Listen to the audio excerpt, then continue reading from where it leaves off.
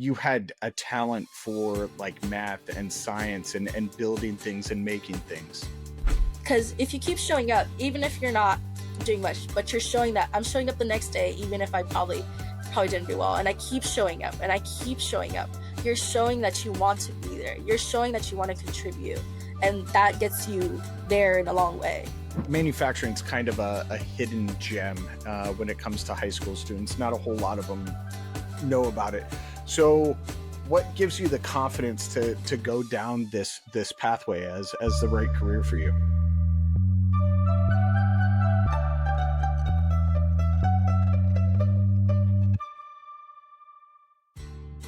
Med Device Boston is your go-to med tech sourcing and education expo, September 30th through October 1st at Boston's VCEC.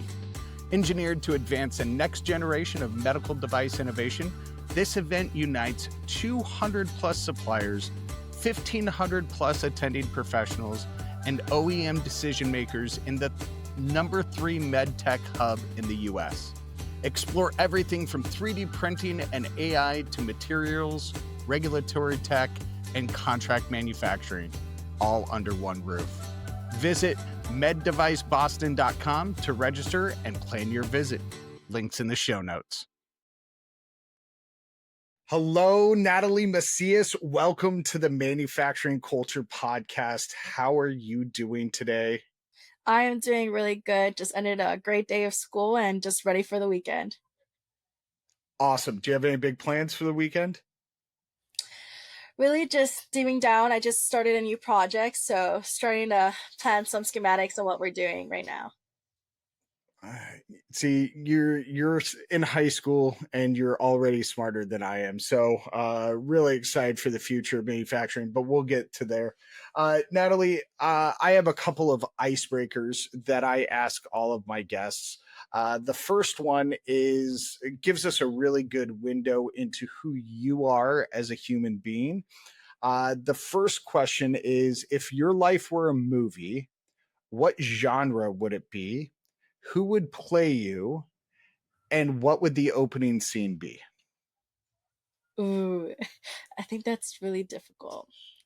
I feel like mine would be a mix of drama and action, because there's Okay. always a mix of both.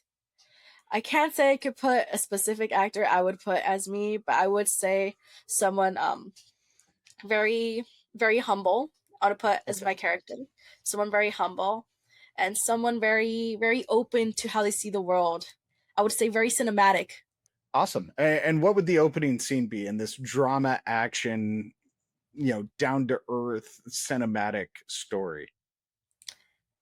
I think the opening scene would be sometime in Mexico when I was younger, opening open in the field, there with my grandparents, somewhere in Mexico. Yeah. I like it. See, that just painted a picture for me of who you are, and I hope it did the same thing for the audience here. Okay, so now we're going to go from like a fun question to a tougher question. The second icebreaker is because we're on the Manufacturing Culture Podcast, we have to talk about culture specifically at least once, because we don't know where this conversation is going to go. So what, as a high schooler, right, who looks at this industry, what does culture mean to you? And not necessarily like a definition of what culture is, but what does culture mean to you, to Natalie Macias, sorry.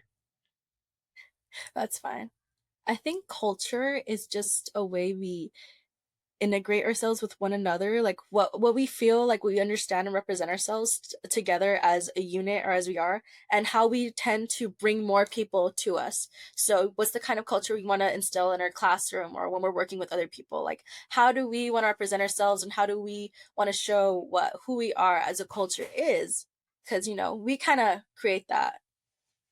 I love it. That's awesome. Okay, so let's talk about you, Natalie, specifically about Natalie. You gave us this opening scene for your movie, right? In a field in Mexico. You said you're from there. So where did you grow up, and what kind of a kid were you? Well, I was actually born and raised in LA, Los Angeles. but most of my childhood was back and forth from Mexico and the US. So I got the bit of the best of both worlds. That's awesome. What part of LA? From South Central. Awesome. Awesome. My wife went to school there. I used to spend a lot of time in LA. I lived there for a while. Uh, awesome place. I love Los Angeles. So what kind of kid were you when you were younger? I mean, you're still a kid, but when you were younger, what kind of a kid were you? I was a very questionative kid. I would ask probably too many questions at that. Probably things that, whatever it was, why does this do that? Why does this do that? Why are they saying that? Like should they say that? Should I be saying that? Kind of thing. So many questions and nobody would ever it was crazy because people still tell me this day, as a kid, you were full of just curiosity. And that was me. I love that. So, was there a moment that you remember that you realized that you had a talent for like math and science and building things and making things? Yeah. So actually when I was in elementary school, I was part of this program which was called Starbase. It was a DOD program, so the military would teach us like about a few things. So that's when I first learned about CAD, but I didn't know it was that. They told us we were designing a chocolate. So that's how I first got into that. You know, we also did, flight simulations, but we thought they were video games. And once we got out of that, you start to understand like, oh, they're teaching us so many different things with within that area. Like even throughout that program we created some sort through chemistry, we created a bouncy ball through some sort of liquids that we had mixed and mixtures but that they were teaching us there, and they all taught it in a very creative way. So when we were Sure. younger we're just really drawn to it, and every single week we were excited just to go to the base and see what new they were going to teach us. That's awesome. I love that. Um, so when was the moment that you realized that you wanted to be an engineer of some sort, that this was the pathway you wanted to pursue after high school? I would say it was I want to say it was high school, because Okay. before it was all STEM, I knew I'm very good, as I you could see probably, speaking. Speaking Yeah. is just very big in how I was. So before actually STEM and manufacturing, throughout middle school, I was working on little engineering tasks, roller coasters, things of that sort. But I was very into law. Like I was Oh, super into law. So that was like a very big switch from law okay. to engineering and to now more specifically manufacturing. So that was a very big switch. But I would say to engineering specifically, I would want to say it was my freshman year of high school when I got into my introduction to engineering design. It was the class, so my instructor and my current mentor, he was an ex Northrop Grumman employee. And, the way he would speak to us and teach us what he does, he really loves it. And, it made us love it too. Whatever we were doing, whatever we were learning in that class was really useful. We started off learning engineering disasters and, important figures within engineering. That's the first time I learned that Jack Black's mom was an aerospace engineer. So, those little fun facts that you would learn. That's cool. I like that. So what do your parents say, or your family? Let's rephrase that. What does your family think of this path that you're on? My family always thought I was very bright. So they always knew that whatever I would do, they would be very supportive of it. And, the way I would keep going to do things, they already knew that I had something great in store for me. They still do, even though they may not 100% know what I do within manufacturing. They're like, oh my God, she does this, she does that. And, they really feel that sense of joy. Like my dad and my grandpa, they're both truck drivers, right? Okay. So I got to get that little bit of idea, the ports, logistics, that kind of like the business side. So Mhm. those little things that you start learning, and actually through different port programs that I got to learn, there's the different kinds of engineering, whether it was marine, mechanical, electrical, things that you need to do. So, that kind of also opened another eyes of what I could do. And, um, sophomore year, before that, I already knew we had a computer integrated manufacturing class here.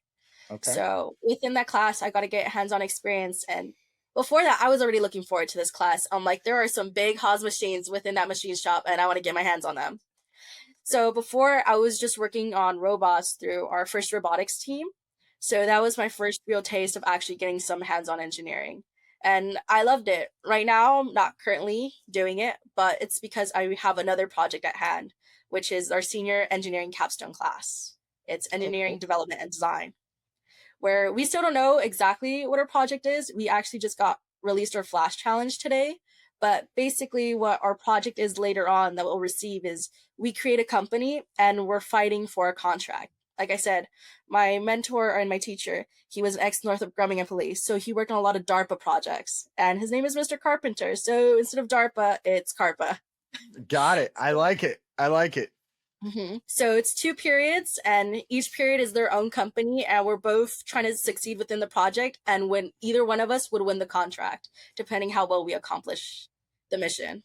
What's been the hardest part for you being a high school student chasing this future of engineering? I think the hardest part is opportunity.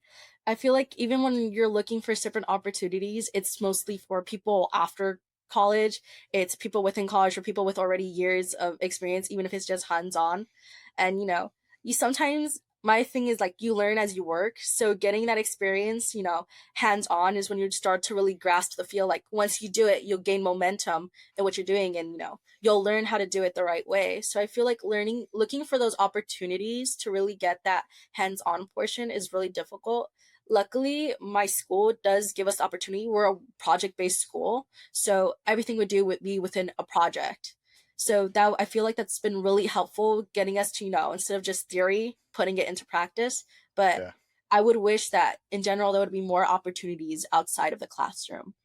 I get that. I get that. And uh I mean that's something that I believe wholeheartedly in. I and not that this episode's about me, but there are dual enrollment programs in a lot of states, and I went and spoke at our state capitol here in Arizona a year ago to try and get our legislature to push through dual enrollment programs so that students like yourself can not only go and take college level advanced manufacturing classes, but then also translate work experience and get opportunities in the Boeings of the world, in the shops that we have here, to get those apprenticeship hours, those engineering hours that you need for future success. So I hear what you're saying, and we do need to change that model a little bit.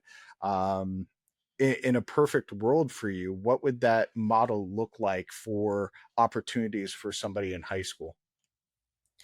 I feel like it doesn't mean like, when you're starting to learn out, you don't know everything.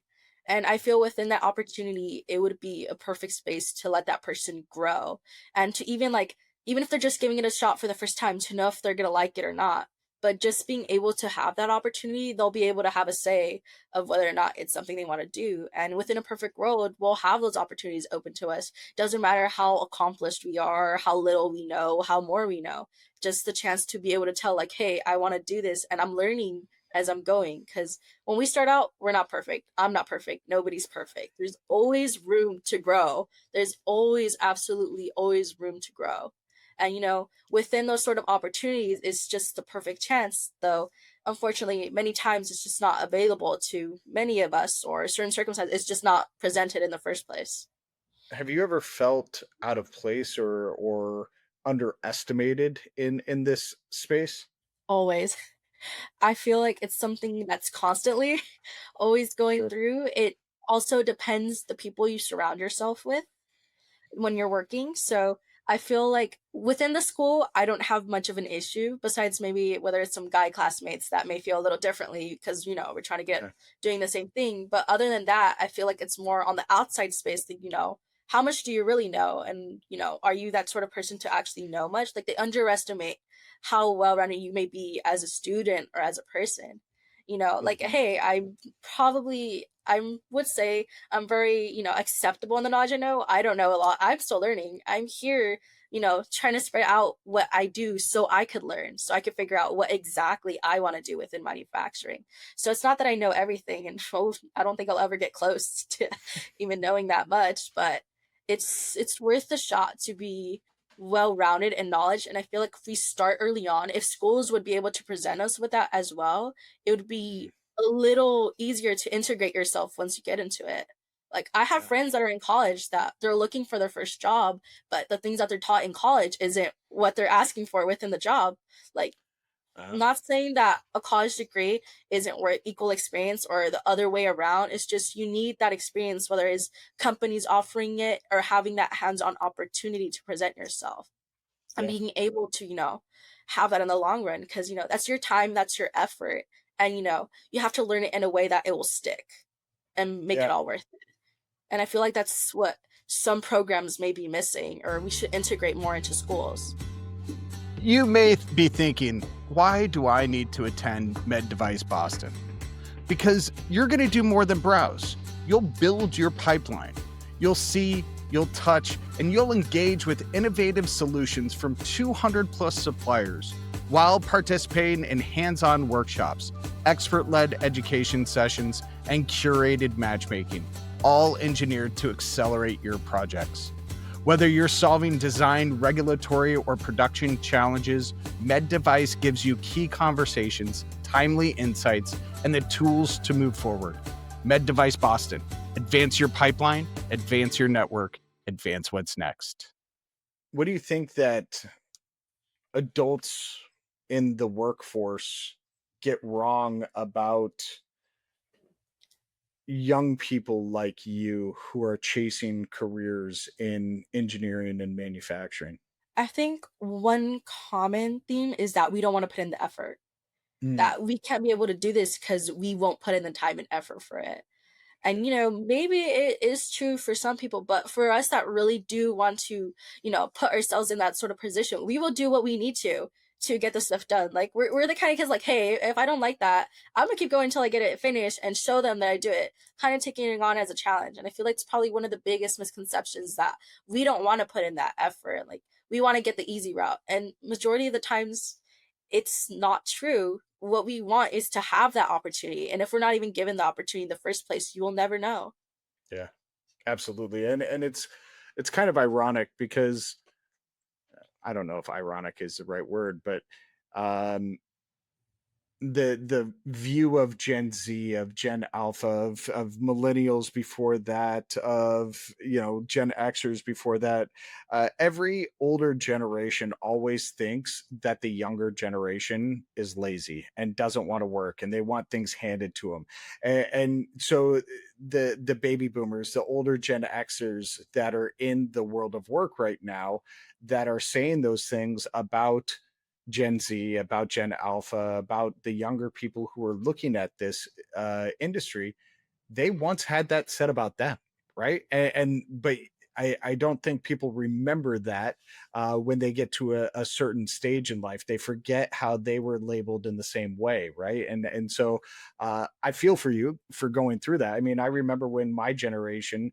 Of course, there wasn't social media when I was coming out of high school, but my generation was we were told we didn't want to work, right? And that we were lazy and or that we didn't have drive or we didn't have the knowledge, and here we are, some of us 25 to 30 years later or more, and now we're making that same snap judgment about younger people. You said that you don't know everything, so when you don't know the answer, how do you handle that moment, right? When you're working on a project or you're working, I see you're in your lab right now, when you don't know the answer to something, how do you solve that problem? My biggest way of solving a problem is looking for someone that does now. Feel like for Okay. me, instead of just searching it up or trying to figure it out that way, getting it firsthand of someone that does know what it is, it's much easier to understand that, which is why I think mentorship is very important. Being able to express being in that position or having learned it themselves, it's a lot easier to visualize and understand that concept they're trying to explain to you, whether it is, being in a position you are or trying to figure something else is a lot easier to understand when someone with that knowledge could contribute it into you in a way you would understand it. Is there a project or a competition that you've participated in so far in high school that really stands out to you as like this was some of the coolest shit or stuff that I've ever made in my project or in my career so far? I would say FIRST Robotics. I can't say it's single contribution because we're a pretty big team. I think in the moment when it was 3 years I've done it, right? So senior year is the year I cut it off, but 3 years and it's a big team. And I feel like one of the biggest contributions is being part of a group of the contribution and seeing the whole thing come together. Mm, Being able to work in such a big team. And we build competition robots that could either climb, lower, expand, grab things, throw it out. It's very different kind of concepts that you probably would see compared to like the smaller robots, but these robots were probably the height of me, kind of big kind of robots. And I think wow. one of the biggest things that I learned about that is being able to work in a team. We had there is a CAD division, there's a programming division, there's an assembly division, there's also manufacturing division, which was what I was doing last year. And being able to work together within those different students, these different times, we were working like full on company, like we had to get this done, we have certain deadlines to meet, and to be able to move that. And there's problems we encounter along the way. Sometimes the robot wouldn't move. So we had to figure out a way to get it to work. And even if it was in the middle of a competition, I wasn't directly, contributing when the robot would break, but you'd see like the students rush over to the pit and be able to get it done, help in the way you would can. And, I feel like that's one of the coolest things I've ever contributed to. And even then, the competitions themselves, there were students from all over the place. And one of the latest competitions I went to, there was a team from France, there is a team from the Middle East, there is teams coming from Hawaii traveling to these sorts of competitions. And it's really cool to see a bunch of other students, united in something we love doing. And it's so fun. Think of it. I know it's not maybe the best comparison, but a football rally. We were all wearing our team colors, our team jerseys. We're all filling up the stands. We're all cheering while the robot is moving. We're all like, oh man, when the robot breaks, the same way someone would fumble the ball. So Yeah. it was fun. And even then, there would be parents sort of come see him like, oh my God, this is what my kid is doing. This is so cool. My dad would be one of those people be like, hey, I wish we had that when I was in school. I thought it would have been super fun. Yeah. And I would be, he would always say, super fortunate. They're starting to create these sorts of opportunities, but the issue is it's not that widespread. It's Yeah. only in certain places. Yeah, absolutely. Um, Natalie, what gives you the confidence to go down this route when manufacturing isn't necessarily a traditional pathway for people who are in high school? I mean, you're part of a big like robotics club there. You're part of a big, program with your teacher and all of that. But manufacturing's kind of a hidden gem when it comes to high school students. Not a whole lot of them know about it. So what gives you the confidence to go down this pathway as the right career for you? I feel part of my confidence mostly comes to my drive and my love for creating things. Throughout there's different kinds of engineering. I'm not very fancy with loving to do mathematics. Can I do them? Absolutely. Is it my favorite? Absolutely not. But Right. I love to be able to either design and the power of creating. I was talking to some other classmates, like, if you think about it, everything around you had to be manufactured somewhere. And everything within a plane, within your phone, had to come from someone manufacturing it. And I think the Mhm. beauty of manufacturing is that it's like the phase one to something bigger, and you're contributing to it, unintentionally. You're helping build it piece by piece, part by part, chip by chip. So I think it's something, really. I don't think many people my age probably do understand that, you're if even though it's one of the initial phases, it contributes to so much things after that. Like you're one of the first steps that you're probably being looking into, and being able to contribute to those sorts of things, whether it's like medical devices or an even bigger project going on. I think that it's something very cool, and to immerse yourself in that brings a lot of opportunity because manufacturing isn't going to stop. It keeps going. Right. We're always creating things. Everything is always being, something has to start somewhere, and manufacturing is that somewhere. Yeah, absolutely.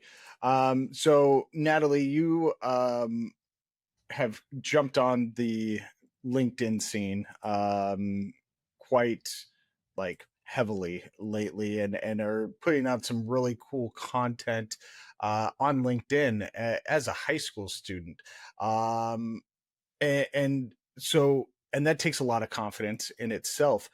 And it shows real leadership out of you. So, was there a moment that you started to feel like you are a leader, and that's why you took this leap into LinkedIn? What, talk us through that whole progression of what you do. So I actually jumped on LinkedIn, but it wasn't because of the confidence I had. It was for the people that was on there. Because the advice I get that you won't necessarily get a job off of LinkedIn, but there's so many people on there showing what they do, what you can learn, Everybody comes from somewhere is what the way they taught us. Someone could be working at, Chick-fil-A and they became this, and this, and they have it on their experience. You could connect with so many different kinds of people that went through so many different kinds of paths. And, Yeah. and the information you will be able to get from them, any advice is probably more really valuable for the things you would get for the future. So when I hopped on, it was for the hopes of getting to know these different kinds of people. And in my case, manufacturing, I've met a lot of very cool people that do so many different things within manufacturing. I recently, met Bill Harmon for my feature on the future faces of manufacturing for the AMT. And I think that was, a way of sharing my story, one of the way I got into manufacturing, and I'm just a high school student, and there's people that probably started, in technical school or probably got a college degree, and they were like, I don't want to do that, and got into this. Like, there's so many different kinds of paths. And I think LinkedIn just kind of like opened to all these different kinds of people that made it there in a bunch of different ways. And, Yeah. I feel like there's probably not a lot of students my age that would understand that it's a very useful resource, maybe not essentially to get a job, but Hmm. to meet these different kinds of people that would be able to provide this knowledge to you. You could see, like, they've done this, maybe they could help me understand how to do this. And they're there for a reason, to show their sort of experience. And LinkedIn has been, my source tool to meet these very cool people, get mentorship from a bunch of different people, and has really helped me narrow down and what manufacturing is to me and what I would want to contribute to it. I love that. um One thing that jumped out at me on your LinkedIn page, profile there, is your your love of creating space. And so, as a high school student in this field, what does that mean to you? It feels that, opportunities that normally aren't for everyone, we should make them more widely available. Like, as a high school student, I love having that opportunity, but I realize probably the high school down across the street where I live doesn't have that. And Mm. creating space, being able to enable these ideas. So many high schools, maybe they're very sturdy on just purely academics, maybe they're just purely one sort of thing. And creating a space to feel welcome to learn things in a different way, in any way, is something new. Because there's a lot of times where you're taught to just learn it a certain way and not take your own Mhm. creative position on it. And I feel like creating space is not just to have that space to learn it, but create space so you could grow within that space. If you're always kept in a very confined area where you're limited to just certain things, it won't let you grow. Yeah. So that's what I mean with space. Space in a way to let you grow, allow for growth. Don't feel like you're limited to an area just because you're told you're limited to a certain area. To have the ability to, if I feel I want to do this something else or try something new, you'll have that space to do so. The ability, to learn different things, to, learn something new about yourself. If you're a really shy person and you want to, learn how to work better with people, you want to learn, give that space to talk, you're able to have that space to communicate with these different kinds of people. Have that space to, like, hey, these people could help me out to develop the kind of person I want to be. So just space for growth. I love that. I really do. I love that a lot. So, what role do you think that failure plays into that growth, right? I there is this saying that I started telling my dad. so we have a lemon tree, and a lemon tree, we normally always have to cut off the dead branches in order for it to keep growing. So I feel that's the same way with failure. If we fail, it's not just for us to feel like, okay, we didn't do it. It's just one of those branches we had to cut off so we could keep growing. Failure isn't to stop us, it's to teach us what we need to keep growing. And I feel like probably way too many times in a way. I've probably hit a lot of bottom holes in a way, but all those times that I failed just planted seeds for me to grow. Things are probably holding me back. I learned throughout that failure. And sometimes even then, failure may not be a lesson, but it could be a sign that maybe something I was doing probably wasn't the right way to do it. And I could learn, how to get there the next time I do it. And consistency, I think consistency is probably something really important. And motivation and drive too. Because if you keep showing up, even if you're not doing much, but you're showing that I'm showing up the next day, even if I probably didn't do well, and I keep showing up and I keep showing up, you're showing that you want to be there. You're showing that you want to contribute. And that gets you there in a long way. As somebody who has failed more times than is countable on both hands and toes, probably just in this week alone, that resonates a lot. I mean, I fail all the time. And I think that in this industry, failure gets a bad rap. We look at failure as potential hundreds of thousands of dollars, right? Because failure could mean scrap. Failure could mean a part that's not deliverable, right? So I think that we undermine the positive benefits of failure a lot in this industry. So I love that mindset of somebody who's young coming into this trade, right? And understanding that sometimes it's a lesson, sometimes it's something you can learn from, sometimes it's something that is just that sign that, hey, you need to pivot, you need to try something else. What does leadership to a high school student, what does good leadership look like to you, and do what do people your age look for in leaders going into the world of work? I think that's like a very on time question, because just currently, within that company structure, I was telling you, within that classroom, we just submitted our resumes and our letter of intent for such positions. And I feel, for certain projects, leadership, it comes to understanding your environment, understanding all these different sorts of people. Because if you don't understand who you're working with, how can you truly know what they need? In a way, 100%. if you don't know what they need, how do you know you can fully contribute to such aspect of that? And I feel like that itself is a really strong way to put yourself in such position. um, so it's big form to show that you could also contribute yourself to the team, put yourself in that position, because leadership does not come in one shape. It is not a one size, and it's not just to fit one mold. It really depends the circumstance. And there's probably this one high vision where leadership is to a certain point where that's the standard, but it really is something where you have to understand your situation and you have to understand where you're putting yourself in. Yeah. And leadership, you have to understand too that not everyone may understand why you're doing it this way. Not everyone is going to understand, hey, like, why are they saying it that way? But you have to leave open to such things. You have to be open to create these things. Like, you have to be open for people just to talk to you. If people feel like, hey, why'd you say that? That's probably not the best way to go. You have to be open to such things. Like, there could really be people like, hey, like, I don't think that was the best way to go for it. But a lot of times, if they're the leader, they're like, oh, well, they know what they're doing the best. I probably don't have a say and such things.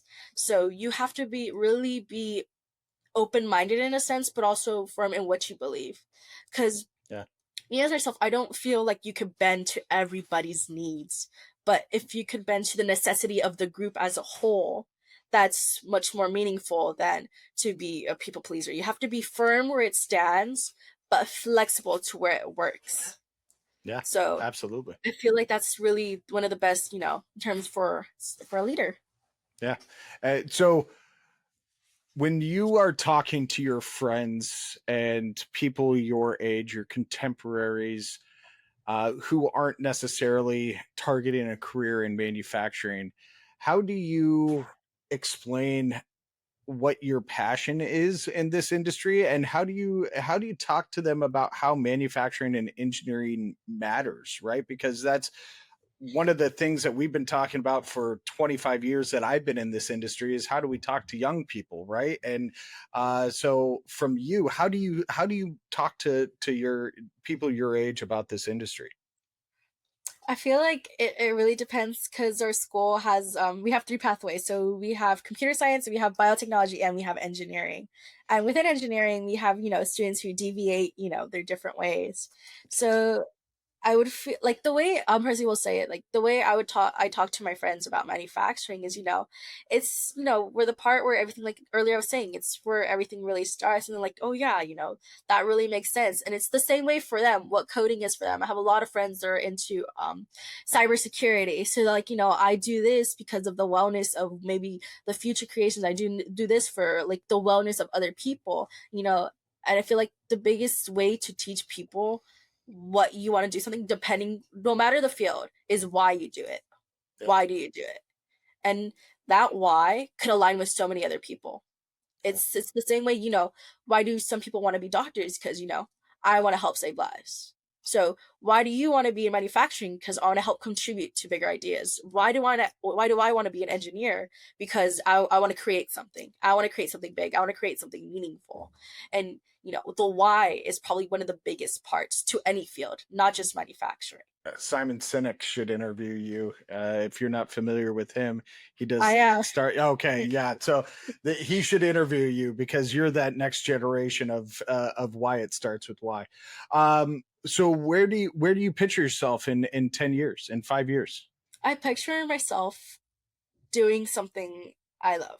It's really hard to say what I will be doing because I'm a very adaptive person and very versatile to jump on whatever project it may be. But I do know it will be something I love doing. And even if not, then I'll be giving it my all 100%.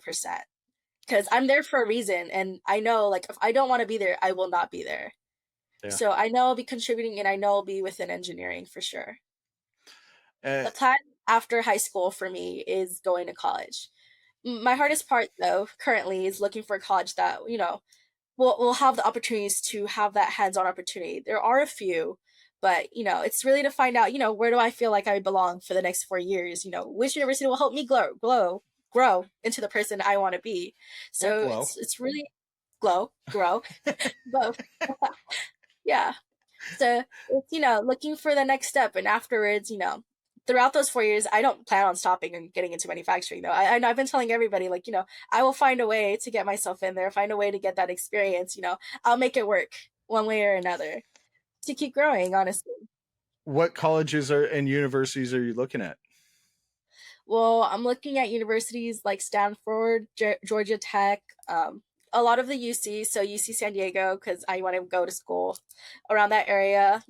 Some private universities like LMU, USC, Santa Clara University, which is in the Bay. So I'm really Yeah, looking into those sort of things.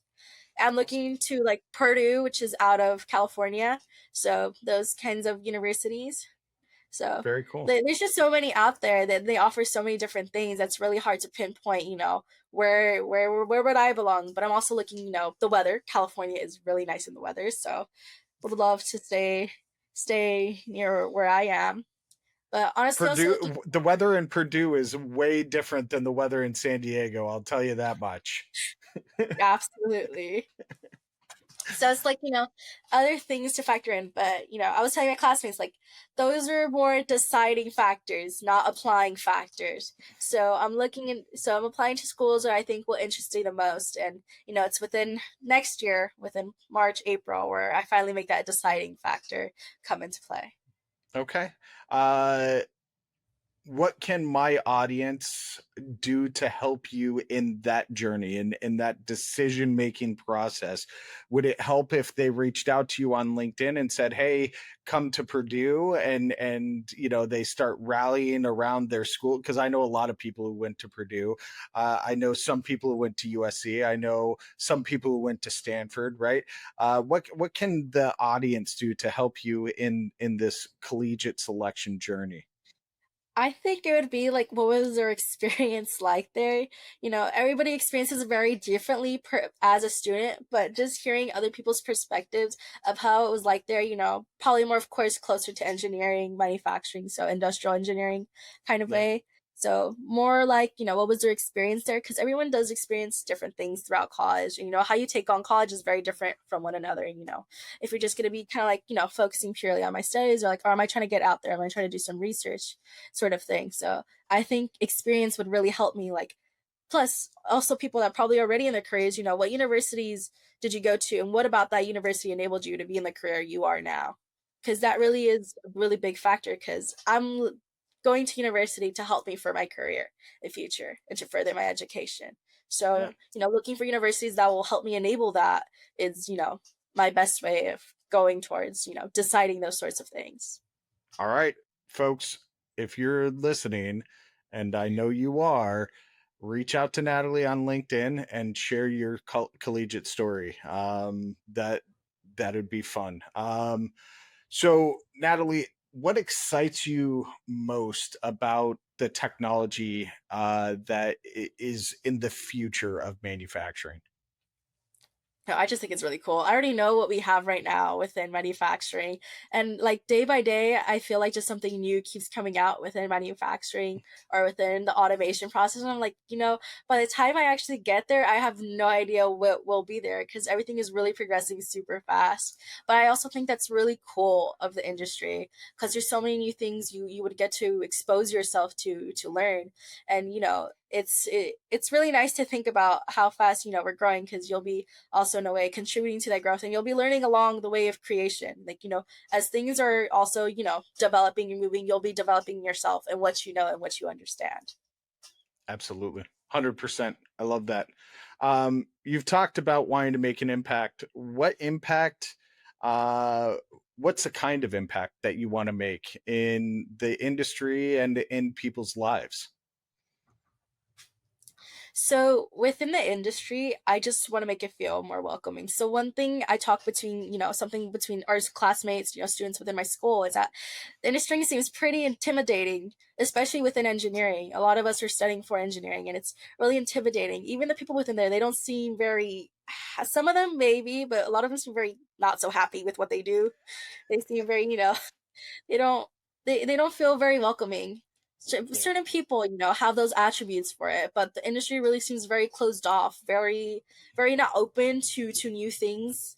So that's what kind of like between us and my classmates may really intimidates us in a way that a lot of these people are kind of closed off in their minds that it should be a certain way, and we're more of like, you know, we're like creative, like we're learning more new ways, and you know, we're trying to contribute in a different way. And I feel like, you know, we've been in situations where we've talked to those people and they've been really closed off in what we say. They're like, that's not how you do it.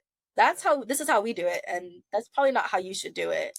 So it's like, you know, very difficult to really talk to these people and tell them new ideas because they're so closed off in what they know and what they feel like is the right way to do. And one thing we have is like, we're learning new things. So probably what we're learning in school is probably not what they're doing within the industry. So either we're outdated or they are, or it's just a mix Yeah. of both.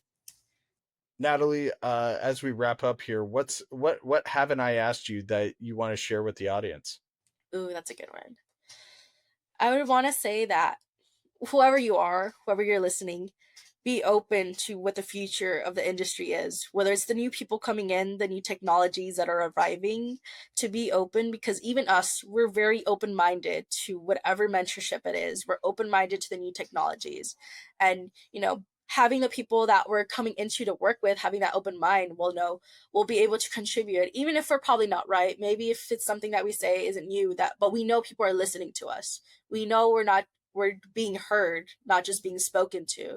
So I feel like that's something, you know, very important within the following generation to understand that we're not just speaking to you guys, that you guys are actually listening to what we have to say, and you know, find it of something of value, of importance, or even teaching us if we're in the wrong. I love that. That's 100% your mic drop moment. And on that note, I'm going to wrap up the show.